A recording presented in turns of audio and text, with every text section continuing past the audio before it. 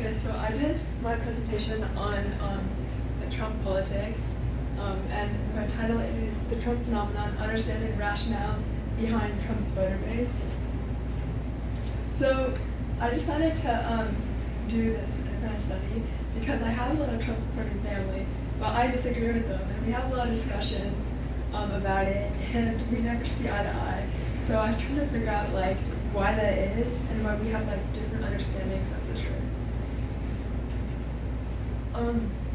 So my initial plan was to read 5 books to get a broad overview covering different things, but I actually only read 2.5, and the reason for this is I ended up kind of getting a more niche study in what I was interested in, and I was kind of more interested on making my own analysis versus just reading everything, I guess.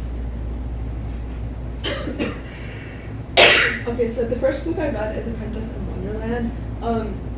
So it covers Donald Trump's time on The Apprentice, which is a reality TV show. It's basically a business show where random people compete for different business projects. It's a reality TV show. I think I said that. And basically Trump was leading the show, and he had the final decision on who won, and then the competition was narrowed down until one person won. Yeah. The interesting thing about the show is it made him seem like a legitimate businessman, even though before the show he had very varying success in business, which was somewhat helpful in transitioning into politics. Yeah. Sorry, it's really bad. But I think in terms of my independent study, it was really helpful for understanding his personality and how he's able to communicate. Because the book itself, it's a magazine editor interviewing Trump. So there's a lot of interesting interview dialogue, and I really got a sense of his personality and why he appeals to people. And I see the key concept that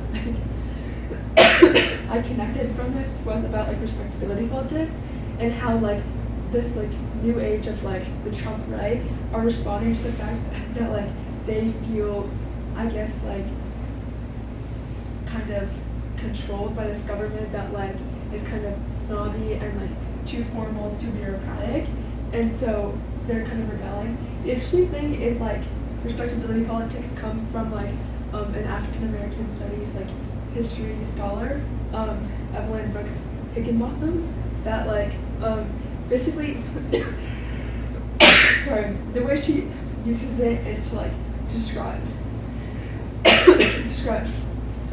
the way that basically during when Black Americans were trying to get increasing amounts of rights, thank you so much, they had to appeal to white ways of African men speaking in order to be taken seriously.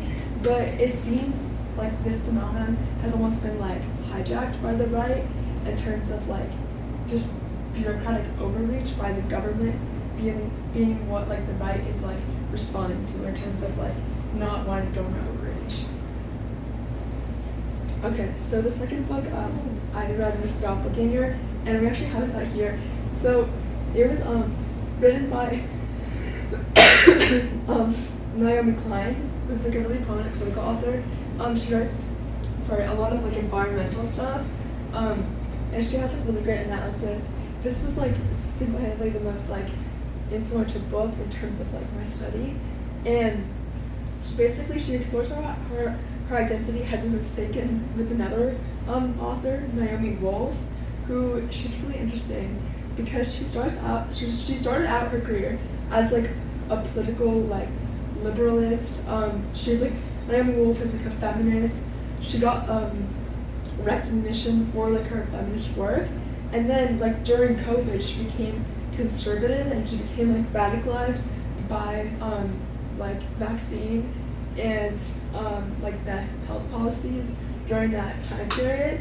And So when Naomi Klein and Naomi Wolf were getting like mistaken, like it kind of damaged Naomi Klein's reputation a little bit, and so she kind of uses Naomi Klein, like the author of the book, uses her story to kind of explain the current state of American politics, and like how sorry, Trump politics is like reactionary to like these policies that like the bureaucracy is trying to make. There was never actually like mandates for like the vaccine, but there was like kind of attempts by Biden, and there's like this perceived like idea of like there's like this encroachment on freedoms, even though a lot of like the mandates were like private businesses, so that doesn't actually violate any like rights or like laws, but it's like they're hijacking this idea of discrimination and like turning it to like, I guess, the opposite way, which is interesting. So this quote from Doppelganger, it was like, yeah, are you guys reading it?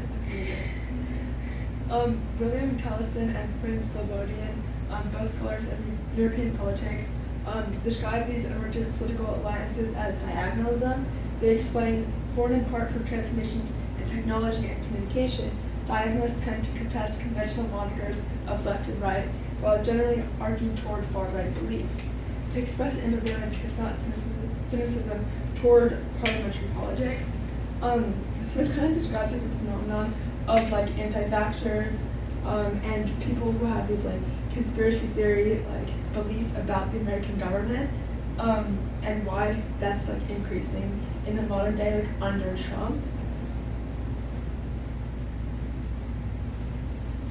So the third book I read is Techno-Feudalism, and the interesting thing with this book is it wasn't part of my original plan, but I was like talking more with Dr. Reynolds about like, I guess, Doppelganger and like the ideas I got from that, and like about how like there's like this, I guess, reactionary like politics, I guess, and I wanted to know more about how like technology and how like social media and AI like plays a role in this. So I thought it was like, really useful for like understanding this, and like how Trump's ideal political future is kind of manifested through like tech overreach. So a key concept of this was neoliberalism, which traditionally neoliberalism is like a global ideology that like advocates for free trade, deregulation, privatization, and like reduced government spending. But like again, this is like a common phenomenon like in American politics, where like these terms kind of like their meaning becomes like distorted, and it's like taken on like a different meaning to like justify another political side. And basically, kind of this is my own analysis, but based on like my research, but like basically Trump's ideology kind of redefines neoliberalism to exclude everyone but white Americans. And so this kind of connects like, I guess what a lot of people would consider like his fascist ideologies. I mean, you can interpret that how you want, of how he, is excluding immigrants, is like, promoting Christian nationalism. It's promoting like this very like narrow idea of like what it means to be American, and like techno-feudalism, and like neoliberalism is like the way to do that. And basically, I'll explain like the concept of techno-feudalism. So basically, the author Yanis Varoufakis is arguing that like we're entering like a new age of like capitalism, where instead of like markets like kind of controlling society, it's like a feudal state where like it's like a return to like a feudalist society almost, if you like know what that is, where like you have like overlords and like you have to pay like your own like way to like be able to like exist in the world.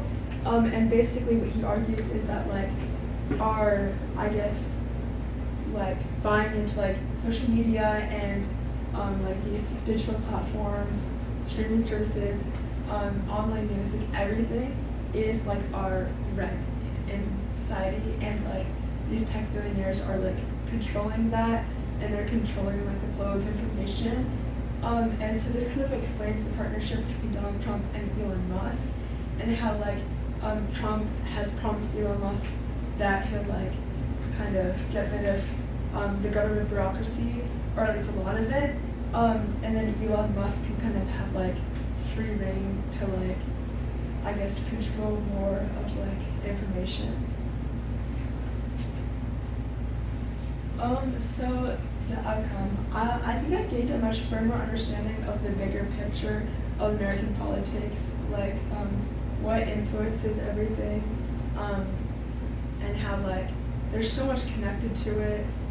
Like there's bigger movements that are like shaping how we view the world, and like rich people. I think it like really changed the way I thought about politics. I think I averted a lot of my bias and became more understanding to how, you know, people are influenced by like a government that like isn't always effective at like carrying out their job, and like bureaucracies that aren't always effective at like communicating. So I became more understanding of that, but I also became more like fearful of like how powerful like these institutions can affect the way that people like think and do things, and there's not as many like protections as we think there are, and like if we don't, you know, like do our part to like learn about like politics, there can be very negative consequences. So my final project, I initially planned to do a research paper, but I decided to do something like a little less like formal, I guess, and instead do like blog posts, because I wanted to make politics more like approachable for people. So I did two different ones. My first one was like around, like centered around Elon Musk and like his involvement in the government, and like I incorporated like my understanding of tech feudalism and like new liberal ideals, and how like Trump politics is like playing a role in that. And then my second one was centered around the Make America Healthy Again movement, which I think people know about, but it's just like, yeah, that's our Cajun here. And it's just getting rid of like vaccine mandates, and having this focus on like holistic health and like pureness of health. And for this one I incorporated like the use of fascism on the right, and how like, you know, like really extreme people that like are part of like the Maha movement are calling like the government intervention like fascist, and like how that term can be used both on the left and the right, because like the left is calling the right fascist in terms of like Trump. I mean, it depends on how you like view it. But I also introduced like diagonalism in this, which is like the phenomenon of like responding to like decisions on the left that affect the right. Yeah, I think that's it.